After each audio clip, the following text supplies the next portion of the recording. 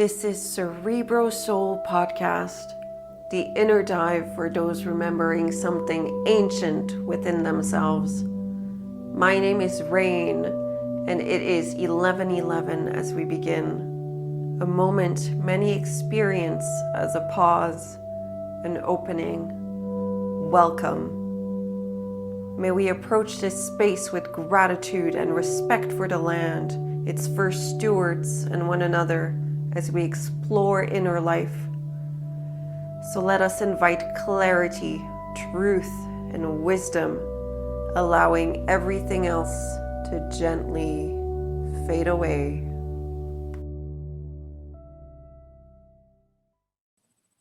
Hello, brothers and sisters of the light, and welcome to today's episode. Today's episode is another one focused on sacred space, and I'm really happy to have our first guest for the episode, which is Carrie Chapman-Don.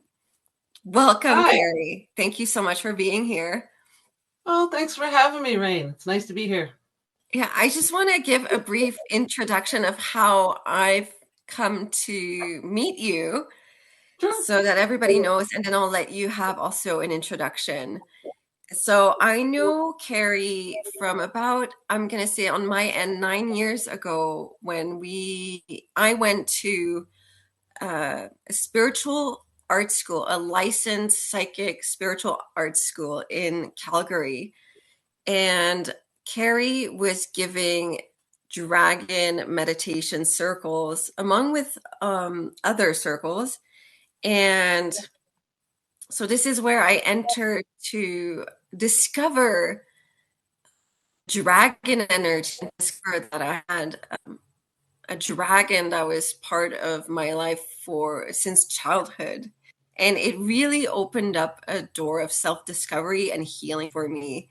And I wanted to invite Carrie over for the Sacred Space episode because I felt that out of all people that I've done meditations with and group meditations, Carrie, by far, you hold such a beautiful container and you could really feel safe. I don't know what you do, and we're going to talk about that, but the way that you build sacred space is really felt. And I really feel honored for you to come and share your wisdom. And I wanted to know if you can give us a brief view on how you discovered your connection to spirit.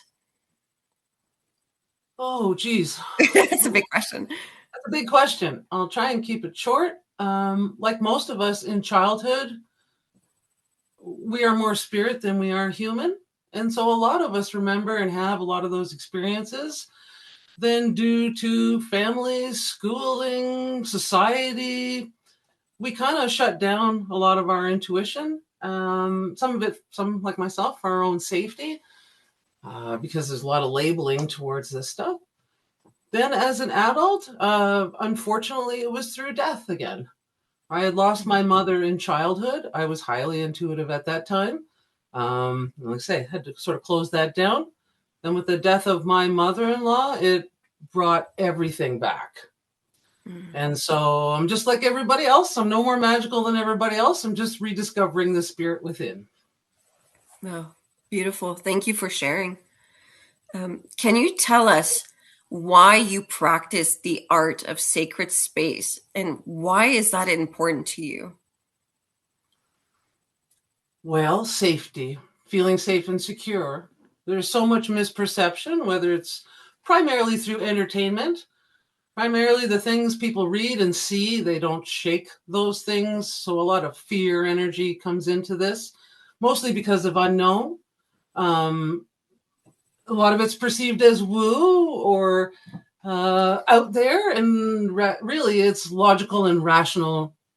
And so that sacred space really helps people redevelop their connections with their spirit guides, with themselves, with a sense of peace and love, actually. That's the space where you feel loved. This is a very difficult experience here on walking on the planet. Here as a spirit walking around in a meat suit, it's a very difficult experience. And That sacred space is what allows us to remember that we are connected to all that is. We're part of something bigger, and we are loved and supported. Mhm. You Do know, this you is a use Yeah. go ahead. Oh, go Oh, I ahead. was just going to say this is a benevolent universe working on behalf of everybody, but everybody sort of forgot that. Yeah. Do you use any tools when you build your sacred space? Hmm. No, I don't. I don't perform rituals, or I don't use any tools. We don't need those things. Of course, a lot of people, you can use those things as you're starting to build your confidence. But like a lot of things, a tool can become a crutch. And so, no, I hold that space using my own intent and energy. Oh, that's beautiful. And have you had any how did you come to do that practice in your own connection with spirit? Is it because you sensed energies that were coming through that weren't there for your highest good? Was there an experience that, or were you just taught through somebody else? How did you come to start doing it? That was of my own doing Oh, through a okay. few scary experiences. Okay. Yes. When we're on the path of learning this, we have to go to various places. And I don't want to label a place, but uh, some of these places are very concerned on evidential mediumship, and they open the space to whatever comes. Through that experience, I learned that is not the way. That is not the way. We just don't open ourselves to anything that comes, because not a lot of what comes is always for our highest and greatest good. And so I learned it was very important to set those boundaries, almost like we're here humaning. We're supposed to be having boundaries. It's the same thing in spiritualities. It's boundaries. Um, there are a lot of other beings that want to deal with maybe lost spirits or lost souls and these sorts of things. But I feel that our empathy can be used against us, and we can start to feel sorry for beings. And that's not our role. Our role is to empower beings, ourselves, and maybe pass on messages. But some beings can be like Klingons. Some beings are looking to use us as an upliftment, but they're not necessarily there for us, if that makes sense. Yeah. As it comes to evidential mediumship, you can speak to your loved ones who have crossed over, or you can speak to other beings that are just right here. And I've made a determination of who and what I'm willing to speak to and who I'm not willing to speak to. Yeah.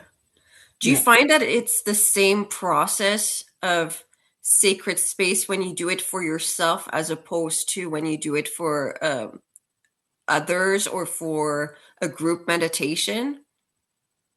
Sure. Yes. Yeah. It's faster for me now. Hmm. When I'm doing a class or taking a group through, you're holding the collective energy. So you do have to go slower. You got to deal with everybody's minds who are out in their lives doing things to calm down that energy. So you got to go through more slower, more detailed. A lot of people struggle with holding their own energy or holding a visualization or whatever it may be.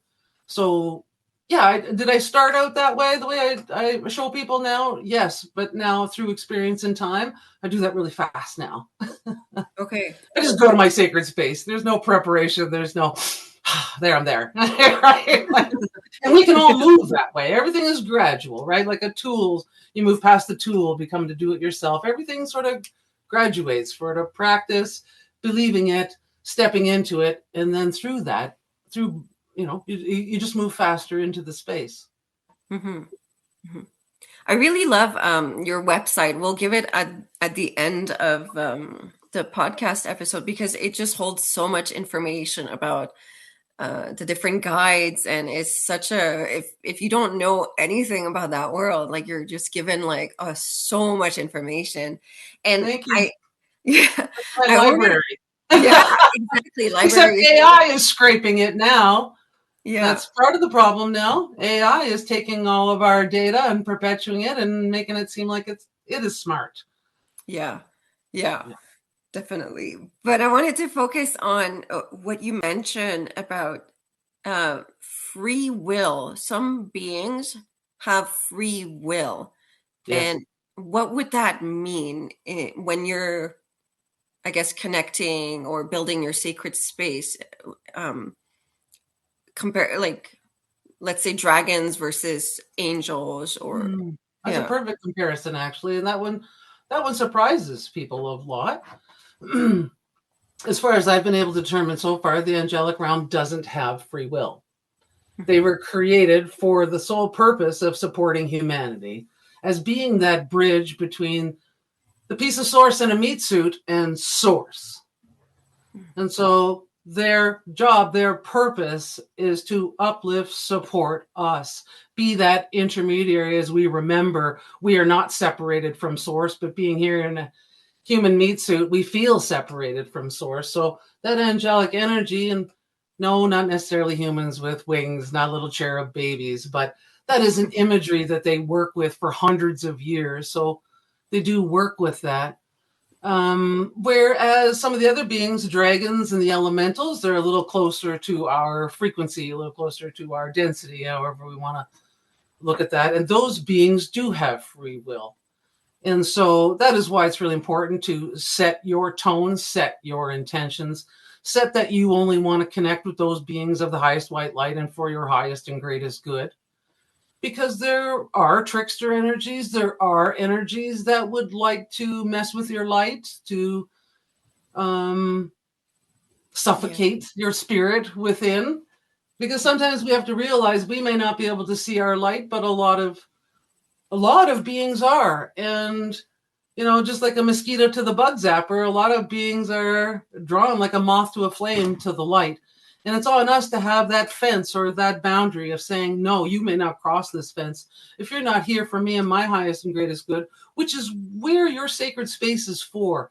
This is a lot of people, this is a struggle even with sacred space, because people don't know how to experience self-love. Everything they've been taught about self-love is selfish. Mm. And when you're working in your sacred space, that is self-love. That is for you. That is for the space for you to exercise your boundaries and say, no, I don't like this. Yes, I do like this. Let's continue. You're really in that space of in the power of making choices, which spirit hopes will ripple out into your physical life of being empowered to say no when you need or feel to say no. Most people don't. Too many are concerned about pleasing others. And if we don't think that spiritual energies like to take advantage of that, they will. There are energies that will play on our empathy and our sympathy just for their gain Yeah, and not necessarily for ours. yeah. I find for me personally, even because I grew up with Roman Catholicism, so spirit was almost this place of worship, so I don't get to have a say. It's kind of Yes. like I'm a victim of it. So if it happens, like, who am I to voice my boundaries? Like, isn't it a place of worship like that? Like, I'm at the mercy of spirit, kind of thing. Well, I was raised the same way in Catholicism. Yeah, I will be forever grateful to the base. This yeah. is how I developed my connection with Jesus, um, our homie, our Hmm. brother, our example of what humanity can be. But of course, a lot of the churches are about doctrine and follow the leader. And I had found that very early on. Jesus had no interest in being on a pedestal. You didn't have to go to the special place to talk to the special guy who had the right to talk to the special guy. You had the ability to speak with that being yourself. Jesus embodied spirit in form, and he came to be an example to all of us. We can all do the things that he has done. But there's been a lot of concerted effort to keep us down, to keep humanity feeling small and insignificant and powerless. And that victim, as you mentioned, Yeah, that victim feeling, that powerless, that I have to go along to get along because for various reasons, right? yeah, yeah. Um, oh, I wanted to talk. We mentioned this last time when we talked, but I find I have encountered this many times, and I think even for me, when I started the practice a long time ago, these thoughts do creep in. I Sure. don't like the message that I'm receiving, so this person might not be of the light. They're not doing it right. They're inviting dark energy. The message triggered me, and this isn't okay. What do you have to say about that? Just because you build your sacred space, are all the messages rainbows and Rainbows and unicorns? unicorns? Although unicorns exist too? No. Yeah. No. I share with people, they'd be very shocked and surprised to know how sarcastic an angelic being can be, how much humor is there. But just like here in this physical world, as especially we're seeing in this past few years, a lot of humans seem to have a block or a tendency or cognitive dissonance, or whatever you want to say, towards the truth. Based on what they'd been taught before, based on what they've taught, that's what they believe. And so it seems very difficult to shift perception, shift beliefs. And sorry, I lost a little bit of track there, what you meant, but it's that. And so messages in spirit are real. They're real. They're to help you reassess. So many times people will self-criticize and self-doubt and self-doubt and self-doubt, but they won't take action. But at times when you're receiving a message that you may not necessarily like, it's for your highest and greatest good. It's for you. Now it's for you to look at and do something with it and allow that shift to happen within. Mm-hmm. So many humans think they know and they know and they know. And so they know. And the spirit is trying to help us shift and grow and expand. But that sometimes means we have to look at our negative tendencies or negative traits. Sometimes we have to pass on uncomfortable messages to other people. And when we're passaging messages on to other people, we have to remember that message is for the other person. It's not for us to overanalyze or try and doubt and criticize, because the message is not for us. We may not even understand the message. The important part is to say the message, because the message is for the other person. The other person will understand it. Yeah. Right? Yeah. And so that's same for us. Sometimes we have to listen to the messages. Is that something I need to look at? And the same as when I'm passing on messages to others, because the primary being I channel when I'm doing my work is Archangel Michael. And so sarcastic, humorous, you can have an argument, but you won't win. Right. Oh, he's awesome. And I think that's something to mention, probably, is that everybody has their personal connection. So the way that, let's say, Archangel Michael will appear to you and communicate with you will be probably different than the way that Archangel Michael appears to me and communicate with me. Sure, I can give you an example of that. As someone who used to host circles in that licensed psychic school you mentioned, Archangel Michael asked me to host a circle for everybody to connect. And at that time, I had 6 different people in the circle, and Archangel Michael came through 6 different ways, personal to each person. And so first, when we're reconnecting with our guides, they connect in the ways that we would think of them. And so being raised Catholic, for me, do I associate wings with angels? Yes. And so my first visualization was wings. But, and so through that, but in that circle, I could use, for someone, it was a column of rainbow light. For another one, it was a blue orb. Another one, it was a dark purple mist. Another was a Greek god, blonde-haired, big white wings, silver armored, silver sword. For another person, black hair, black wings, black vest, black leather pants, blue sword. And so they work with what we know to start to establish that. Is this how you think of an angel? Well, that's the visualization I'll give you. Fine. And so different people perceive that energy in different ways. Yeah. And so for me, a set of 25-foot wings or more, it was like, to me, that meant angelic. But that might not mean angelic to someone else. Yeah. Yeah. Right. I want to go on a weird tangent here, just because I wonder this for myself too. Do you ever think that on your path, on your personal connection with spirit, will there ever be a time in the future where you don't have to practice sacred space? Like it'll be fully somehow integrated or anchored where it's just like you are the sacred space? That's it. That's it's one of those So questions. that's one of those questions, right? Um, so at this point, like if I had to, for myself, that Mhm, sacred space now is a space of respite. When I'm mhm, having difficult days, difficult weeks, the end of my day or part of my day, I go to my sacred space for rejuvenation, for reconnection with some of my guides. mhm, It's kind of our hangout space. Do I need that space now in order to be who I'm being? No. mhm. But that again, that's sort of in that progression. Maybe in the beginning needed to do that space to feel like you were doing it right, and then maybe needed that space to feel like for protection. But Yeah. whereas now that space has moved me, I just need to go home, sit home for a bit. Mhm. I want to go hang out with my guides and literally play, feel Yeah. better, bring the smile out, right? Have a Yeah. good sleep, right? Yeah. So it sort of shifts what it's good for. I don't know if I'll ever take it away Yeah. because I've set that space up how I like it. I shift it around when I like it, and it's an absolutely safe space. No fuckery there at all. Yeah. Yeah. Right?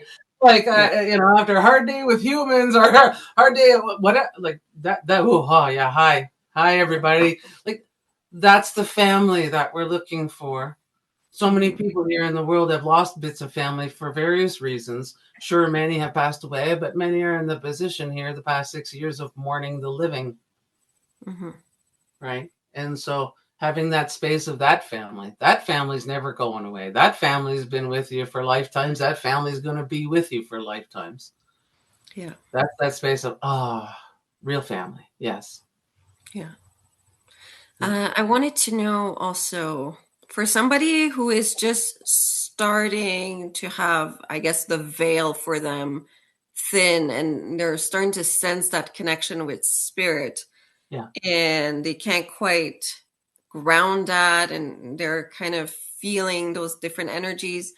What would be your advice on if they say like, well, how do I know? How can I know that this being is here for my highest good and most benevolent light? How what There's a reassurance? couple of things there. First job, because unfortunately we do have to bring some logic to this to help people Yeah. ease people into it.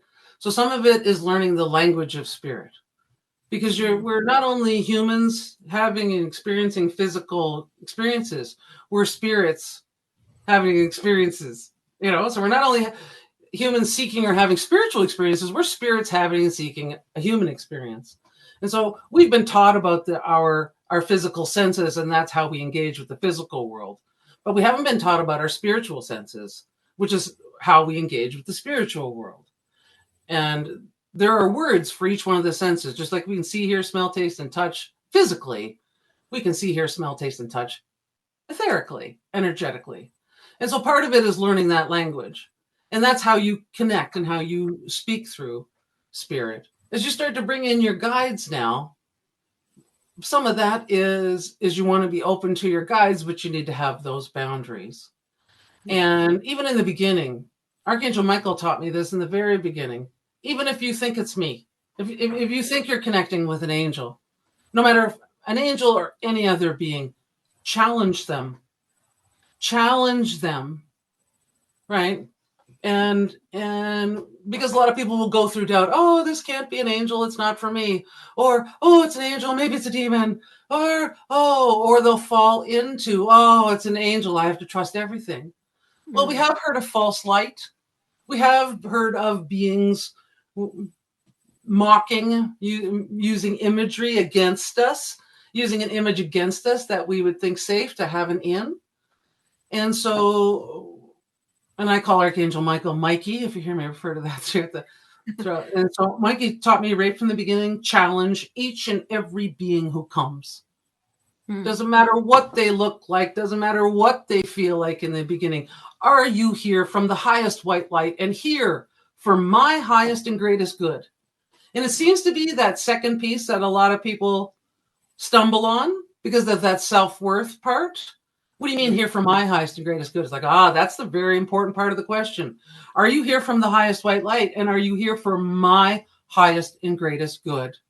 Any being that is will answer you immediately in a yes, in the way that you understand it. Maybe a Yeah. yes for you is a word, maybe it's a feeling, maybe it's a pulse somewhere in your body.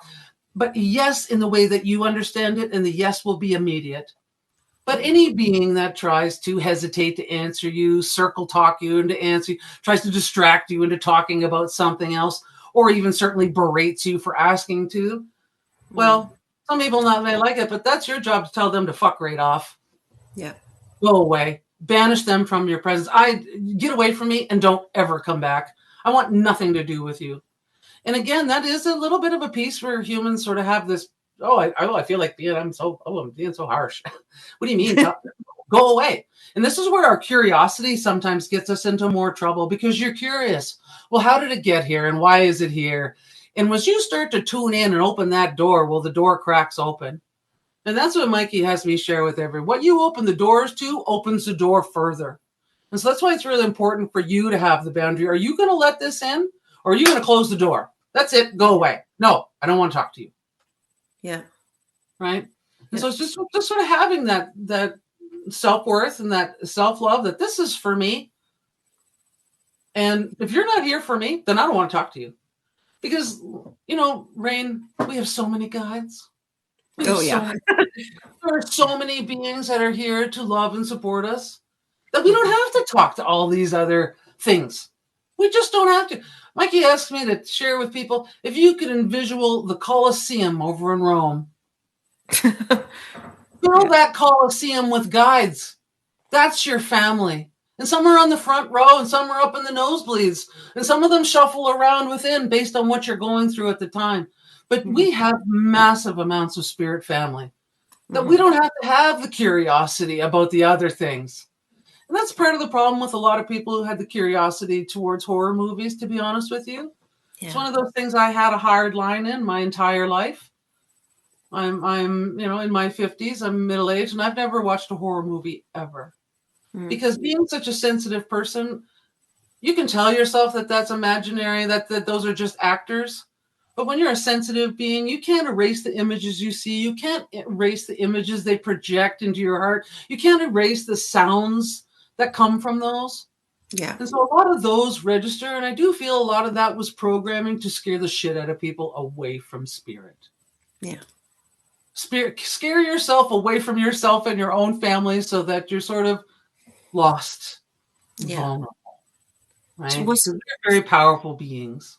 Yeah. Well, speaking about scary, if we can focus on dragons for a little bit, because for a lot of people, and especially the energy that they bring forth, not like it can be a little bit scary because I can speak for I have one dragon. Well, I have many, but one in particular I came, I think, like actually in my 40s to understand that in moments of deep terror, that presence that I felt, that strength, that power that would come out of nowhere, that dragon's been with me since childhood too.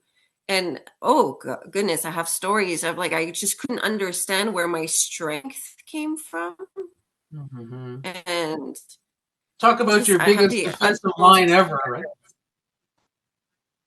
Yeah, so if we can talk about that, because I think for a lot of people, it's kind of like it's a little bit too out there, and it's also like, it does brush on the boundary of is this being here for my good, just because it feels so powerful. So powerful. So, um, okay, let's ground that a little bit. But how did you start connecting with dragons? If you want to share anything of how that energy came into your life. Um, as I went on my journey of relearning this. Mhm. This is where a lot of people's own self, you have to follow your own intuition and your own trust, because there's a lot of resistance everywhere. Yeah. So as I went to learn evidential mediumship, Mikey and my dragon started coming through. And so the place I was learning evidential mediumship, they didn't want to talk to angels or dragons. As I went to a place to learn more about the connections with angels, they didn't want a connection with dragons. As I went to learn about my connections with dragons, they didn't think I should have connections with angels. But my dragon very much made his presence known very early on as I opened up to my spirit guides. Basically came in with Archangel Michael. From the beginning, I am a middle-aged adult trying to talk to people versus talking about those that have died and the proof that comes with those that died. Mikey and my dragon asked me, there's television shows and stuff for that now. We need someone to help us move into a wider scope of family. And I got a lot of resistance to the dragons, and I'm not someone that my entire life has had dragon statues and unicorn statues and these sorts of things. After being in the IT world for over 2 decades, I'm a very logical person, just like a lot of people. But the dragons, they're ancient.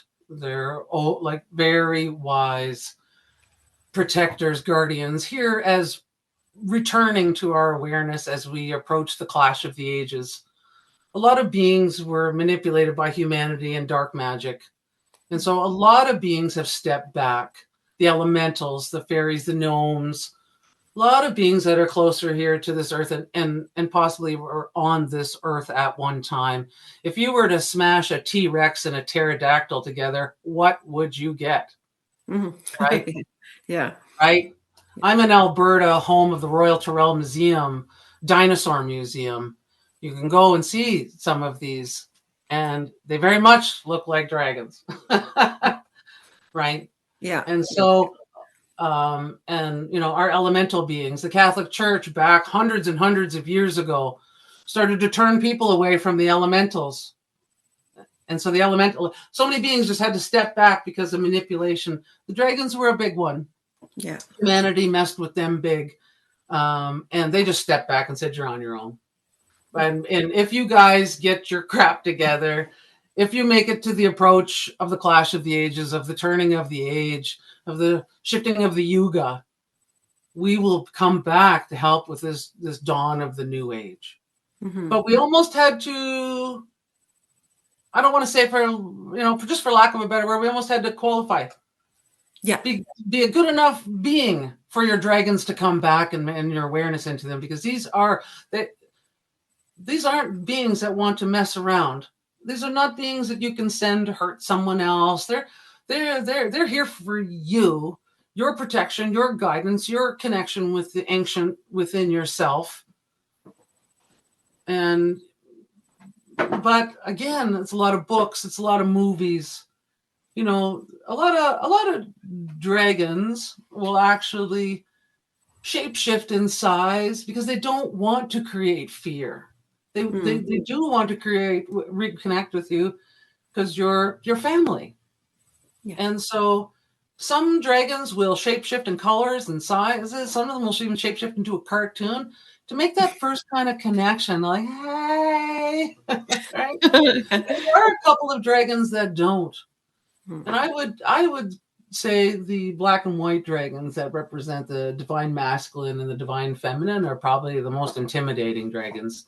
The reason that is that those beings are ancient helpers and creators of worlds, and they know they're magnificent, and they don't think they need to reduce themselves or change themselves to show themselves. As a matter of fact, they think your humans should step up and meet them. Because the black and white dragons also know that you're magnificent. We're magnificent. So don't make me lower myself to make yourself comfortable. Step up and meet me where I'm at, is basically where those two dragons. And the black dragons really made a presence about 10 years ago. They were really, as we're coming into this clash of the ages, because a lot of people don't recognize, because the divine masculine in the dragons, now I'm not speaking to everything else, and I do think it trickles to a lot of everything, but A lot of people want to think that divine feminine energies is that white light, nice soft light. Well, in the dragon realm, that the white dragons represent the divine masculine. Power, just power, right? The black dragons are the divine feminine. That is chaos. That is movement. That is destruction for creation. That is recreation and rebirth. And that's what's happening here as we're in the clash with the agents. But damn, they're scary, or they can seem scary because of everything you've read. When a big black dragon comes into your presence, whoo, you know. And so even my dragon right now, just ask me to remind people, if you get a quick visual, look at the eyes. Look at the eyes. Maybe if you see a red eyes, maybe be a little cautious. Golden eyes. Look at the golden eyes. And one of the tricks that the dragons, not trick, I don't want to say it as a trick, I would say tools. Because so many people are so focused on visualization, yet it's visualization that scared the shit out of everybody since childhood, and it's why clairvoyance is the most closed. But everybody thinks they need a visual to get the proof. And so as some of these dragons come through, whether they don't shift, sometimes they'll just show pieces of themselves because they still don't want to intimidate no matter who they are. Mm-hmm. And the dragons ask me to ask people, instead of focusing on seeing them in the beginning, instead of that focus, is it scales, is it feathers, what is it? Instead of stop for a moment and imagine a light connecting your heart to their heart. And step into that feeling for a moment. Cut out the visual. Even tell yourself, I don't need to see you right now. I need to feel you. I want to feel you. And even visualize a light cord going from your heart to their heart. And then sit in that energy for a moment. And don't be surprised at times at the emotion that comes up, the tears that might come out. Because it's so intense. That's love. I remember you. I know you. I've missed you and didn't know I missed you. Yeah. Is sort of what's can come through that. And then as you start to feel safe now, is that feeling of remembrance. I do know you. I love you. You love me. Oh my God. That's what often that feeling of love and safety is now what will enable you to open up that visual to them. Mm-hmm. Because now you feel safe. Now you know it's not scary, right? Yeah. But feeling into them first versus concentrating on that visual. Because they love to give visuals. They're very visual beings, but in that beginning, beings that are very large can be very intimidating. And they say what people have read, in the Old Testament, dragons and unicorns are mentioned. In the New Testament, demons were converted to dragons. So a lot of people, even in the religion, have an association of dragons and demons together, and that's not true. Mm-hmm. Those are two very different entities, right? Yeah. But that's again I appreciate the base. I will always be grateful to Catholicism for the base, but Catholicism scared the crap away from a lot of humans, away from a lot of beings that are here to love you, support you, be a part of this earthly experience. Yeah. Right? Yeah. Well, thank you for that. Yeah.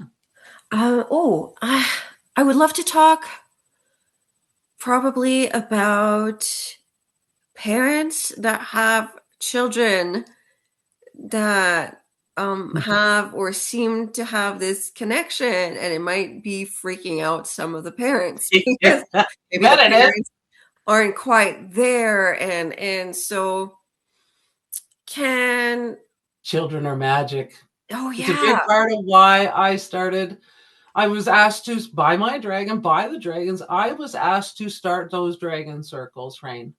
Those circles ran for almost 5 years, monthly, every month, up until the worldwide coup shut the world down. Yeah. And the dragons asked me to help create a safe space. Because what was happening is these black dragons were coming through to a lot of children. And what was happening is it was scaring the crap out of the parents. Yeah.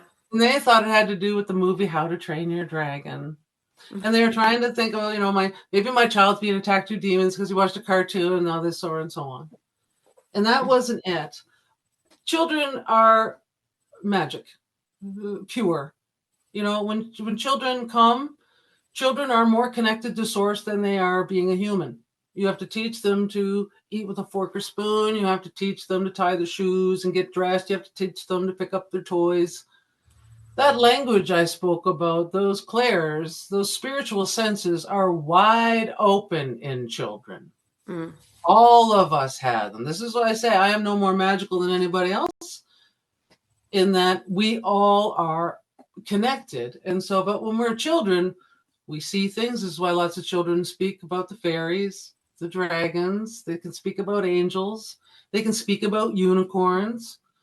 The adults will write them off. Oh, it must be the cartoon you watch. It must be the movie. It must be the little book we read before we went to sleep last night. When in reality, the dragons were coming through to protect these children. You know, we all astral travel when we sleep. We don't just stay in our meat suit, laying in our bed for however long we sleep there. We reconnect with source. We go back to source. And so children, especially, whatever homes they're in, whatever environment they're surrounded on, a lot of them are in a lot of negativity, little beings of light coming into dark spaces, trying to turn the light on. So when they go to sleep, they reconnect back with source, but they were getting interfered with a lot because, as we know, we're in the middle of a spiritual war. We're here in the clash of the ages. There's some energies that would like to snuff out the lights as it goes down like a 2-year-old toddler having a fit. And so dragons were creating sacred spaces around these children, holding and containing the space. Even part of what helped me even create my own, the sacred space circle, is I started to recognize that the dragons were creating a protective barrier around these children, their astral bodies, so that they could safely leave their body and go back to source and connect and come back safely without any interference. But it was the parents that started to get really freaked out. And then a few adults, again, more middle-aged people going, I think I talked to a dragon, but this is weird. Oh, hi, welcome. So those circles were for, the dragons asked me to create a safe space for reintroductions.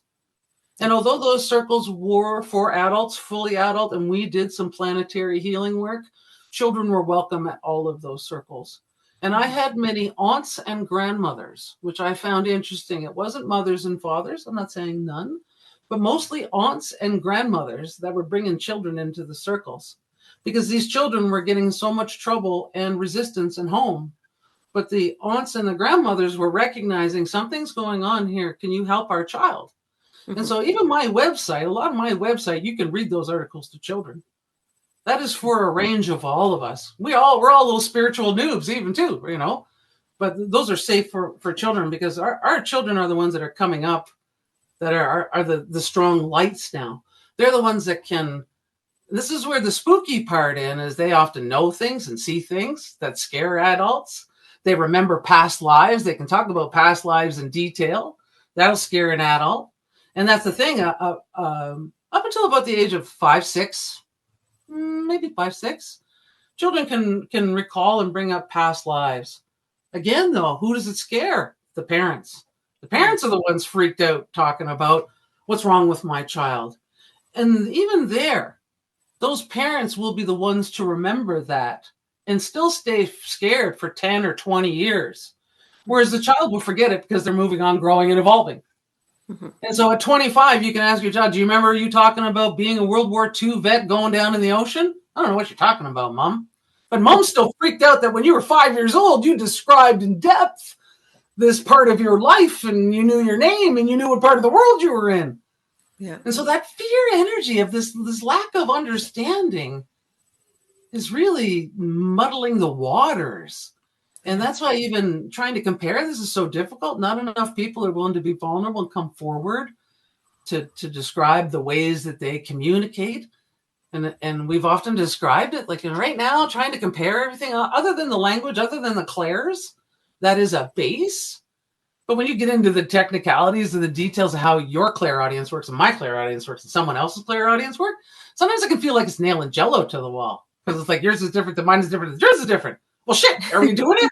And then everybody wonders if they're doing it. Oh, I'm not doing it right. Oh, no. You know, there is no library. That's again, that's part of my website. It's a library. Okay, here's a base.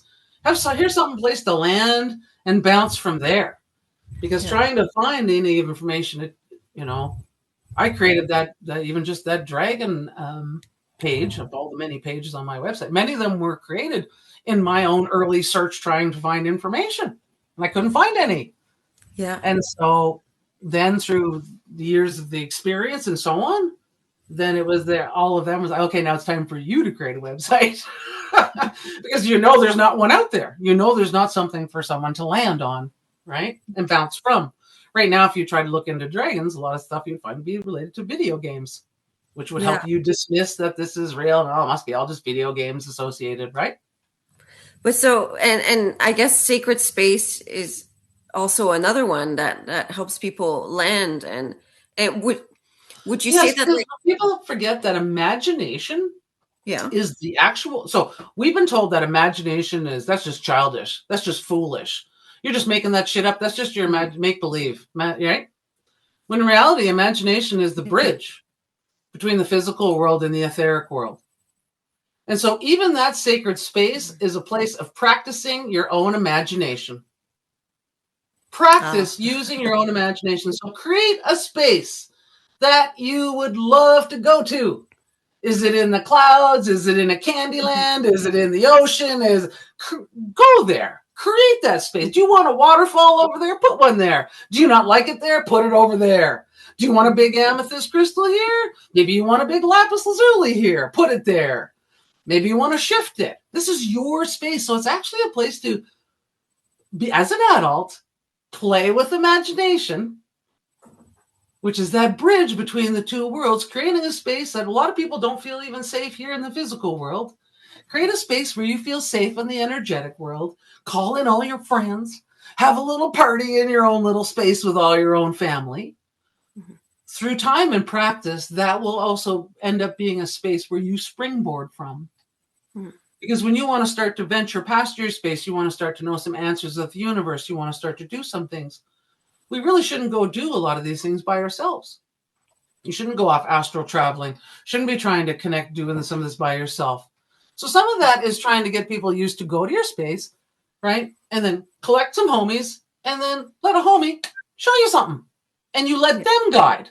You let them lead because you trust them, knowing that you can change course at any time if there's something that they're showing you don't like, but letting, okay, Archangel Michael, show me something. Well, you're letting them do the guiding. It's not you just venturing out there into the etheric on your own, untrained as a human, right? You've got Yeah. protectors, and that's where the dragons also. The dragons love to travel through the galaxy, Mhm. but that's them. Let us take you. Let us guide you. But humans have hard letting go of those reins of control, right? Yeah. I need to be in charge. I need to be in control. And then my curiosity, I need to know. How many circles were we in, Rain, where the dragon said, just never mind what's going on there. Continue forward. Yeah. Because there was stuff going on that I could explain. We were doing some major energetic work. But Yeah. the dragons were like, you don't need to worry about that. We got that handled. You just spread your light through here and you just have a great time. It's all fine. Never mind. But Yeah. if people go, oh my gosh, what's over there? Then that fear, right? Oh, that could Yeah. close things down or snap people out of it. Because the Yeah. dragon's like, well, we don't have nothing to do with fear, Mhm. right? Or they fall Yeah. asleep. Oh, yeah. And how many children fell asleep in those circles because they felt safe? When we Yeah. came to doing something, the dragon's like, okay, it's time to knock out the kids. Yeah. The kids would go to sleep on their aunt's or grandma's lap or whatever. And then we would continue on with our work. And the children were completely safe, Mhm. right? Kept out of the energetic work, but still part of the energy. Yeah. Yeah. Um, hmm. I have a question. Well, I don't know if it's a question, and I don't know how to formulate it yet, so I'm gonna let it come out the way that it wants to come out. Yeah. Let's say that somebody comes into a group meditation and they Okay. come in with like a certain energy to them, and everybody has obviously their own energy, but you, as the holder of the circle, Mm-hmm. you are creating a certain sacred space. Mm-hmm. And has there ever been, or can there ever been a little bit of conflict in the sense, I'm just going to give like just a Sure. random Don't worry scenario, about it. Yeah. but where you have to band maybe a certain energy around them, uh, Mm. and No, then because they that might kind of kind of, energy is not allowed in my circles. yeah. My But intention, I hold a very strong intention. mhm, Very strong, right? yeah, Whatever is something might be a part of someone else because of their own free will and so on. I that's the thing. I mean, healers can clear a space, but as soon as you walk out the door, start thinking and acting and feeling all the same things, whatever attachment you had comes right back. yeah, So there are healers, but we're not miracle workers, yeah, right? And so as me holding that space, that energy is not allowed in the space. You can wait outside. This person can choose to leave you behind or pick you up on the way through, but thou shalt, almost like the yeah, Gandalf, thou shalt not pass. yeah, And I have a hard boundary for that. yeah. Thou shalt not pass. Has that ever happened where you can see a person and then you see so you that kind of energy is not allowed, but so how would that present uh like does that person feel comfortable coming that and then they kind of leave, or has there ever been a kind of example where someone was bringing in a weird energy and they just I don't even So, know how to verbalize that, but have you ever encountered well, some it, sort it of depends. interference wanting to come through? Well, that's because the human wanted to interfere. So, yes. So when a human came Oh, in with okay. a bad intention, yes. But that human left the circle because they felt so uncomfortable. Mhm. And Yeah. so for others that may have some bits of negative bits of, because attachments are created through our own thoughts, which is our own energy, which is very different than demonic energy or whatever. Yeah. And so those people that have some of that discombobulated energy, I would say, they were still coming into the space for genuine reasons. And so Yeah. those people, they would feel clear coming into the home of all. They would Mm. feel a little, oh man, I feel so calm being here. Partially because that energy got filtered off of them coming in. But Yeah. because their intention was, I want to connect to the light. I want to be part of expanding my consciousness. Again, so that would just sort of get filtered out. But I do one example of one human wanting to disrupt the business, the circle, what we were doing, came in with that sort of disruptive energy. They didn't make it through the circle. They were just so uncomfortable. Yeah. Yeah. Uncomfortable, couldn't sit still, they just had to go. And they didn't even know why they had to go, but I did. See you later. That's the power of sacred space right there. Yeah. Is Yeah. they'll It feel it. bounces them out. Yeah. Once you hold that space, Mhm. it can bounce it out. And I'm not saying there's not some moth to the flames. And that's why that challenge of every new guide, even challenge them the first times they come until you know that energy, Mhm. that's important.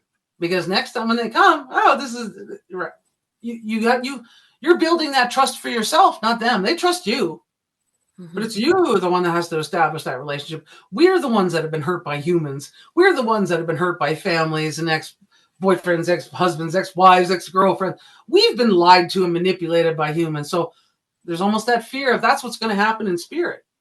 Mm. So no, that's not going to happen unless that's part of your intention or your attempt. But right. Yeah. And so holding that hard intention of what you want and what you want to, I don't Yeah. want to say achieve because it's not really achieve, but if you want peace within spirit, it's peace within your own spirit. That's an achievement. That's a goal, right? Mhm. Maybe it's a gray area, but I want to talk a little bit about um, maybe it's brushing on energetic boundaries with others, but what would you have to say about people that want to put other people in a sacred space? Is that crossing a line? Is that a Yep. gray area? Where do we respect other people's journey?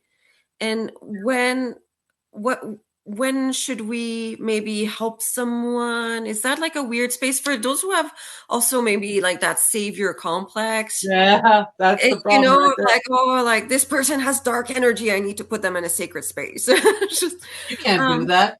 yeah, That's just ego. thinking you can Mm, do that. I'm not saying we can't. I can ask the angels to go and help that person. If that mm, person's spirit's open to help, they can help in the ways that they can help. But that's very subtle. That has to be open. Their own spirit has to be open to that.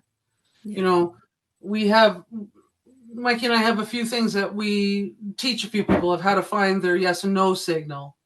And even in that instance, or your guides, or for you, you can't use your guides to go do something or ask something about someone else. You can't ask about your signal for someone else unless you're a parent.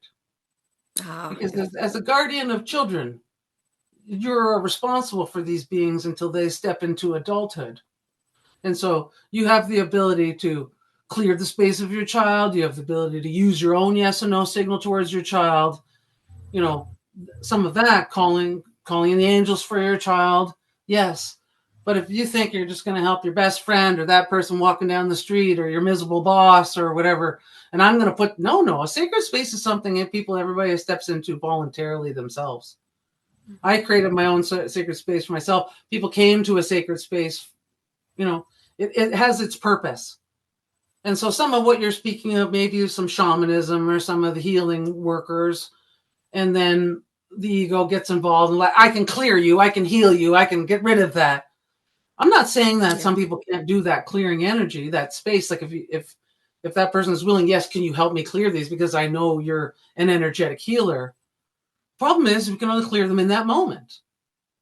And any person that goes to someone for healing, for clearing attachments, for doing some of these things, they may be able, in that moment, be able to clear that space and you'll feel better. But again, once you walk out the door of that establishment and you're back in your own energy and your own thoughts and your own feelings, that some of you're not taking charge of because people are forgetting thoughts and feelings are part of the human experience, but you are a being inside, and that being inside has the right to choose not to have those thoughts and not to have those feelings. And Mm, that's not a way of trying to avoid your problems. We all have things that we have to think about and we have to feel. But the problem is we think these things for weeks and weeks and months and years and years. yeah. And so we are hurting ourselves thousands of times by thinking about it again. We are hurting ourselves by feeling the same rejection or whatever from weeks and months or years ago. Feeling those same feelings and thinking those same thoughts is literally dragging ourselves through suffering. And sometimes we have to remember we are the being inside that can say, no, I do not choose to have those thoughts anymore. I am not thinking about that. I have thought about that enough. Or I am not feeling that again. I have felt that 1,000 times. I have felt that enough. I am drawing a boundary for myself. I am not feeling that anymore. And I'm not saying it can flick at the switch. It all takes little bits of practice, little bits of saying, no, I'm not thinking about that. No, I'm not feeling about that. No, no, no. Little bits that we start to control it. Because we Mm-hmm. do have, we're rational beings. We're here in the 3D world, the physical world. We have to deal with things, but we do not have to think about things thousands of times for years. And too many people hurt themselves again by thinking about whatever happened with someone else in the past, not Yeah. even realizing that the thousands of times they've thought it, they've changed a little detail all the way along, all of it, which just makes you feel shittier about yourself. Yeah. Right? Yeah. So Oh remembering my we're God. the being inside and taking charge of that sometimes, hey, no, that's my Yeah. human tendency, and I'm the being right now taking charge of that. Yeah. Yeah. Oh my goodness.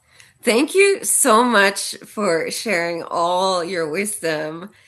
I want to know where can people, if they're interested in getting in touch with you or if they want to work with you, what are some of the things you do and where can people find you? Well, the place to find me is my website, Mhm. and that is elementsofspirit.ca. You can contact me through there for a session. I've realized I've overcomplicated my sessions area based on some advice from another human. So it does look like it's all broken down, whereas I find most sessions involve little bits of all of it. Um, So I may need to change that area on my website. A big part of my role is to show everybody, show other logical, capable, intelligent people, responsible beings, that the woo is real too, that the spirit does exist inside this Mitsu. We are not just this one singular solitary experience. And so a lot of my work is showing people how they work with spirit, how spirit works with them. Part of it is reintroduction to spirit guides. Some of it's some old healing. Some of it's connection with past lives. It sort of depends on the person as they come to me for a session. Yeah. Yeah. So I don't overly like to define it, even though, like say, the web portion is defined. Say that was based on some guidance that I'm not sure is correct now, but I'm not a website builder, so it needs work, but there's a lot of information on there. And I'll be sure to put the website also in the podcast description for anyone who's interested. Thank you, because I don't use much of the socials. Yeah. I find a lot of the socials are a distraction from ourselves. Yeah. And it's really into the division. I am on Facebook. You could find me on Facebook, Carrie Chapman-Don. Okay. I'm only on that because I'm old, and I've been on there since the beginning, because when I used to be in that world. But no, I'm not out on the other ones. I think I'm still continuing to resist them for a while. Yeah. Well, it's a different world. But thank you so much. And I hope that maybe in future topics we can have you again on the show. Sure. Sure, I had a good time. It was nice.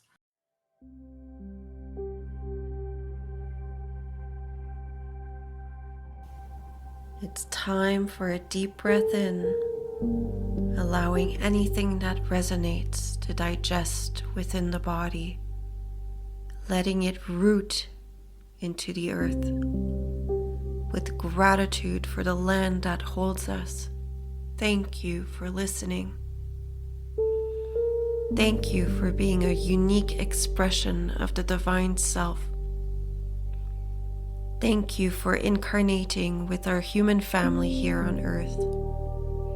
And thank you for being a reflection of love just by being yourself. You are loved. You are loved.